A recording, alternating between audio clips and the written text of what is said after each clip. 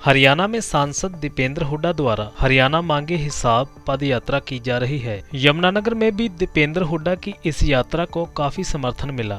सांसद दीपेंद्र हुड्डा ने कैबिनेट मंत्री कंवरपाल गुर्जर के सवालों के न सिर्फ जवाब दिए, उल्टा उनसे ही सवाल पूछे। उन्होंने कहा कि कैबिनेट मंत्री कंवरपाल गुर्जर बताएं कि अवैध खनन को लेकर पूरे देश में यमुनानगर का नाम क्यों खराब हुआ। वहीं उन्होंने केंद्रीय मंत्री अमित शाह के दौरे पर भी कटाक्ष किया। पत्रकारों से बातचीत के दौरान उन्होंने क्या कुछ कहा, आइए सुनिए।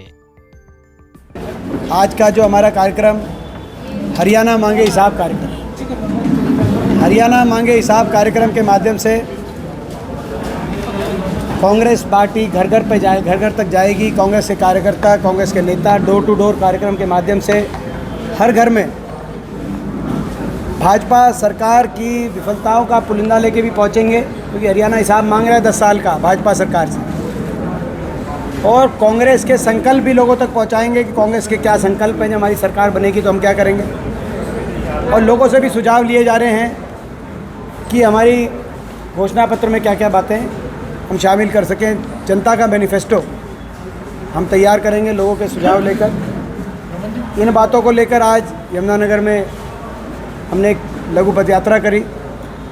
आपने देखा भीषण गर्मी में भी हज़ारों की संख्या में लोग जिस तरीके से उमड़ के आए, वो संकेत है कि हरियाणा के अंदर लोगों ने बदलाव का मन बना लिया। इसके अतिरिक्त आज केंद्रीय गृह मंत्री हरियाणा में आ रहे हैं। हम उनसे सवाल पूछना चाहते हैं कि वो ये बताएं, हरियाणा में जो आ रहे हैं, कि जो नेशनल क्राइम रिपोर्ट ब्यूरो गृह मंत्रालय के अंतर्गत जो आती है, उसके अनुसार पिछले लगातार 3 वर्षों से देश में सबसे ज़्यादा अपराध दर हरियाणा में है। उन्हीं का मंत्रालय ये बता रहा है कि देश में सबसे ज़्यादा अपराध हरियाणा में है। तो बताएं, यदि उनका मंत्रालय सही बता रहा है तो इसकी जिम्मेदारी किसकी है। 10 साल के बाद सबसे ज़्यादा अपराध दर हरियाणा प्रदेश में है, सबसे ज़्यादा बेरोजगारी दर हरियाणा प्रदेश में है, तो लोग इस सरकार का साथ क्यों दें। देखो, ये बताएं, ये कंवरपाल जी बताएं कि यमुनानगर में बीजेपी ने यमुनानगर की इतनी दुर्दशा क्यों की 10 साल में। आज यमुनानगर की स्थिति किसी से छुपी नहीं है। आज यमुनानगर में 10 साल से कोई एक इंडस्ट्री नहीं आई। प्लाईवुड की इंडस्ट्री ठप हो गई। जवाब दें इस बात का। अगर नहीं हुई तो बताएं कि प्लाईवुड की इंडस्ट्री बहुत खुशहाल हो रही है। पेपर मिल बंद होगी, इस बात का जवाब दें। कंवरपाल जी इस बात का जवाब दें। सिविल अस्पताल में कुछ इन्होंने बढ़ोतरी करी थी। आज सिविल अस्पताल में 100 डॉक्टरों के पद खाली हैं। 197 डॉक्टरों की पोस्ट है, केवल 95 डॉक्टर काम कर रहे हैं, सीनियर डॉक्टर भी नहीं है। इस बात का जवाब दें। कंवरपाल जी जवाब दें, जो सिविल अस्पताल में इन्हीं की सरकार में जो नया सेक्शन बना था वो टूट गया है।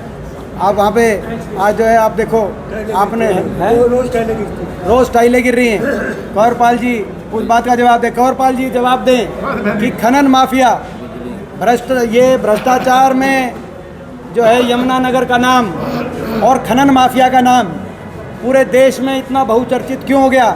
कौन है वो खनन माफिया के, कौन लोग हैं जो खनन माफिया का संरक्षण कर रहे हैं, उनके सरगना कौन लोग हैं, ये इस बात का जवाब दें। और वो इस बात का जवाब दें, आज वो इस बात का जवाब दें कि 10 साल पहले ये कहा गया था कि जो थर्मल कारखाना हमने बनवाया यमुनानगर में, उसमें कैपेसिटी बढ़ाई जाएगी।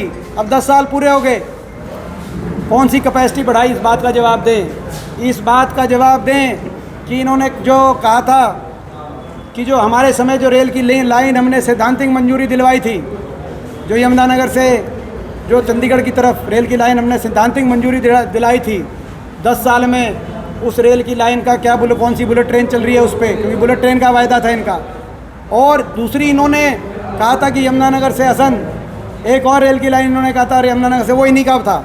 वो तो सैद्धांतिक मंजूरी हमारे समय में जो है रेल मंत्रालय ने ऐसे हमने दिलवाई थी, यमुनानगर से ऊपर पिंजौर होते। मगर इनके समय जो इन्होंने यमुनानगर से असंध की एक रेल की लाइन भी गई थी, करनाल डिस्ट्रिक्ट, तो मुख्यमंत्री का डिस्ट्रिक्ट रहा है और आज भी है। उस रेल की लाइन का क्या हुआ? इन 2 रेल की लाइनों पे शायद बुलेट ट्रेन चल रहा होगा। बुलेट ट्रेन तो चल नहीं रही, कोई रेल की लाइन तो चली नहीं, रेल तो चली नहीं यमुनानगर में, लेकिन खनन माफिया जरूर चल रहा है। ये तो केवल यमुनानगर के प्रश्न है।